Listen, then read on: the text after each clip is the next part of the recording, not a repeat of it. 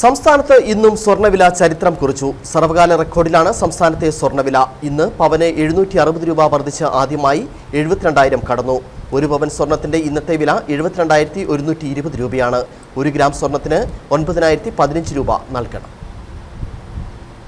ഇന്ന് അന്താരാഷ്ട്ര സ്വർണ്ണവില $3,284 രൂപയുടെ വിനിമയ നിരക്ക് 85.22 24 ക്യാരറ്റ് സ്വർണ്ണവില കിലോഗ്രാമിന് ബാങ്ക് നിരക്ക് 1 കോടി രൂപ ആയിട്ടുണ്ട്. നിലവിൽ ഇതുവരെ അന്താരാഷ്ട്ര സംഘർഷങ്ങളിലും താരിഫ് തർക്കങ്ങളിലും അയവ് വന്നിട്ടില്ല. ഇപ്പോഴത്തെ സാഹചര്യത്തിൽ സ്വർണ്ണവില കുറയുവാനുള്ള സാഹചര്യമില്ലെന്നാണ് വിദഗ്ധരുടെ അഭിപ്രായം.